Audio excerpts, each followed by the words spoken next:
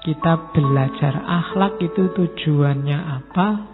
Karena tadi akhlak itu pendidikan jiwa untuk melahirkan tindakan spontan. Berarti melatih jiwa, membiasakan jiwa untuk terbiasa dalam kebaikan. Itu tujuannya pendidikan akhlak. Jadi biasakan dirimu dalam kebaikan. Upayamu membiasakan diri dalam kebaikan itulah pendidikan akhlak. Kenapa kok pendidikan akhlak itu di sekolah ada, pendidikan moral ada? Di sekolah-sekolah, di pondok-pondok pesantren, di lembaga-lembaga biasanya ada pendalaman moral lah, pelatihan SQ dan macam-macam. Tapi kok rasanya masih banyak orang yang tidak mengutamakan moral. Karena cuma diceramahi, cuma dikasih tahu, tidak dibiasakan. Pendidikan moral yang bagus itu pembiasaan. Pembiasaan apa? Kalau di situ pembiasaan dalam kebaikan. Orang yang terbiasa dalam kebaikan nanti sampai pada terminal namanya kebahagiaan. Kebahagiaan itu terjadi kalau kebaikan kita utuh, baik dari aspek lahir maupun baik dari aspek batin. Kadang-kadang kan pengetahuan itu kan saya bilang sifatnya kayak senjata. Kapan kamu pakai pisau, kapan kamu pakai pedang, kapan kamu pakai samurai, kapan kamu pakai pistol, harus pas. Musuhnya pakai apa, kamu pakai apa. Medannya seperti apa, kamu pakai apa. Kalau nggarap sawah ya pakai cangkul, jangan pakai keris. Garap sawah, ini keris ampuh loh Pak. Iya, tapi untuk garap sawah ya pakainya cangkul, kan gitu.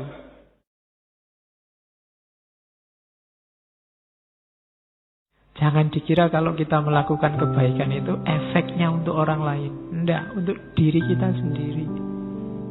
Jadi kalau kita melakukan hal yang baik, biasanya baik itu hubungannya sama orang lain, tapi sebenarnya manfaat paling besar untuk diri kita sendiri.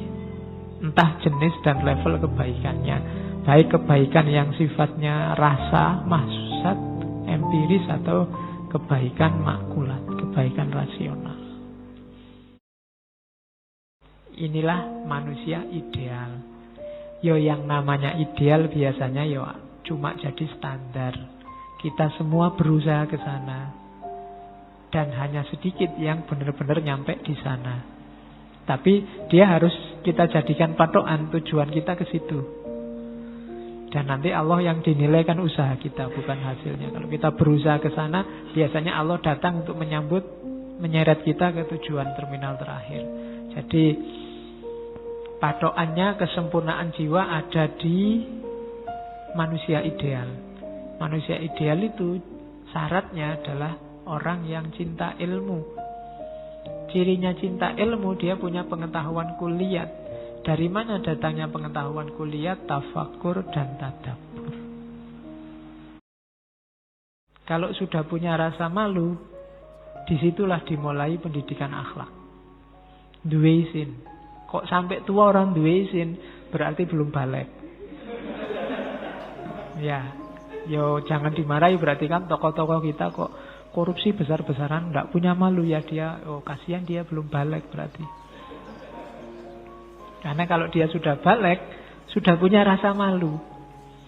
Semakin orang besar harusnya dia rasa malunya semakin besar, bukan kemaluannya loh ya, rasa malunya. Jadi semakin besar. Semakin orang duwe isin berarti dia semakin belum dewasa.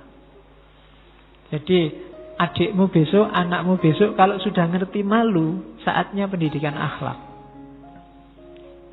Berarti dia sudah bisa membedakan mana baik, mana buruk, mana pantas, mana tidak pantas. Imam Ghazali itu sering mengilustrasikan dosa atau maksiat itu setiap kali satu dosa, satu kemaksiatan kita lakukan, itu ibarat kita nempel satu titik gelap, satu titik kotor dalam kolbu kita. Nambah dosa lagi, nambah satu titik lagi. Nambah dosa lagi, nambah satu titik lagi. Sampai di titik ketika kolbu kita gelap sama sekali, terhijab sama sekali, maka mungkin kita sudah tidak ngerti lagi apakah kita ini sedang jauh atau sudah dekat dengan Allah. Karena cahayanya sudah tidak bisa masuk lagi dalam diri kita. Tidak usah menanggapi kata-kata orang jahat yang dengki. Waktumu habis. Karena orang dengki itu, kamu jawab kayak apapun, dia akan nyari jelekmu. Tidak usah dijawab, kamu ambil pelajaran aja kayak tadi. Alhamdulillah, terima kasih kamu membuka jelekku, biar aja. Tidak usah dibalas. Kalau dibalas levelmu sama kayak dia. Allah adalah penolongnya orang-orang yang beriman, yang mengeluarkan mereka dari kegelapan menuju cahaya.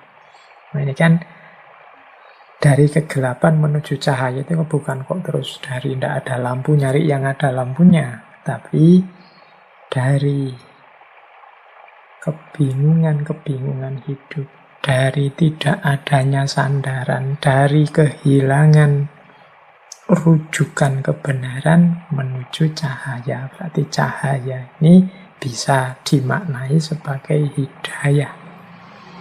Jadi petunjuk dari Allah. Allah yang mengeluarkan mereka dari kegelapan menuju cahaya. Mengapa hidayah Allah tidak kelihatan? Karena batin kita sedang gelap, tertutup oleh hijab-hijab. Jadi kalau ada orang berkata, semoga engkau mendapat hidayah. Loh, Allah itu sangat sayang pada kita. Dia selalu memberikan hidayah pada siapapun yang mau. Cuma banyak orang tidak mau. Hidayahnya sudah diberikan oleh Allah, orangnya yang tidak mau. Mengapa dia tidak mau? Batinnya gelap. Jadi dia tidak bisa memilah dan memilih. Wong yo gelap. Kenapa batinnya gelap? Ya antara lain karena banyak dosa dan kemaksiatan.